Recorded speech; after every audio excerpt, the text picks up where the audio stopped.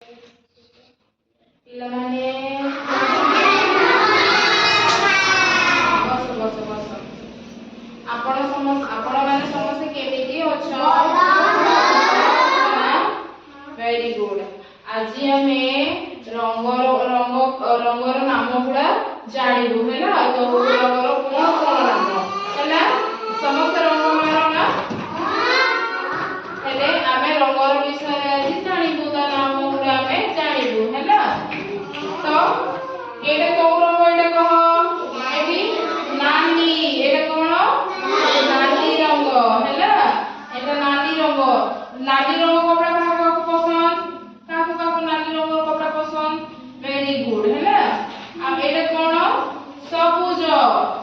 ସବୁଜ ହେଲା। এই ରଙ୍ଗର ନାମ କଣ? ସବୁଜ। ଆଉ ଏଇଟା କଣ? ଏଇଟା ଧଳା। ତମ ସାର୍ଟ ଗୁଡା ଧଳା ଅଛି ନା? ଏଇଟା ଧଳା ରଙ୍ଗ ହେଲା। ଆଉ ଏଇଟା କୋଉ ରଙ୍ଗ ଅଟେ? ନୀଳ ରଙ୍ଗ। ନୀଳ ରଙ୍ଗ ଅଟେ ନା? ହଁ ଭେରି ଗୁଡ। ଆଉ ଏଇଟା କୋଉ ରଙ୍ଗ ଅଟେ? ଗୋଲାପୀ। ଗୋଲାପୀ ନା? ଗୋଲାପୀ ରଙ୍ଗ କାହାକୁ ପସନ୍ଦ? ଚାଲ ହାତ ଉଠାଅ। Very good. ଆଉ ଏଇଟା କୋଉ ରଙ୍ଗ ଅଟେ? କମଳା। ଏଇଟା କୋଉ ରଙ୍ଗ ଅଟେ? କମଳା ହେଲା।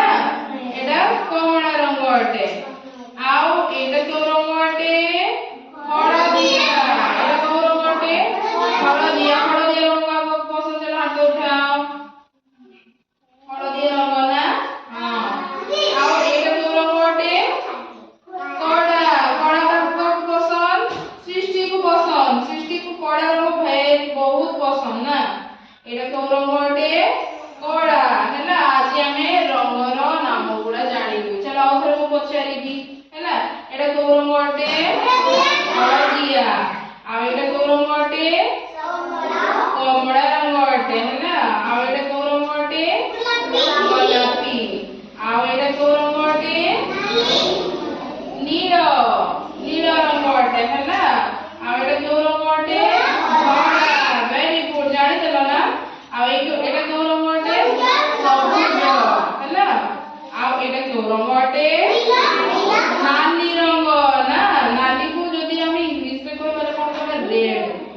ରେଡ କଲର ନା? ହେଲେ ଆଜି ଆମେ ରଙ୍ଗର ନାମ ଗୁଡା ଜାଣିଲୁ। ଜାଣିଲୁ ନା ନାଇଁ? ଆଉ ଯଦି କେହି ପଚାରିବେ, ଆଜ୍ଞା ମାନେ ପଚାରିବେ କହିବ ନା?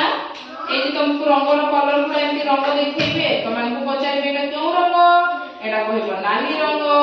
ଆଉ ଏଇଟା କେଉଁ ରଙ୍ଗ? କହିବେ ଏଇଟା କେଉଁ ରଙ୍ଗ? କହିବ ହଳଦିଆ ହେଲା। ସମସ୍ତେ ଜାଣିଲ ଆଜି ରଙ୍ଗର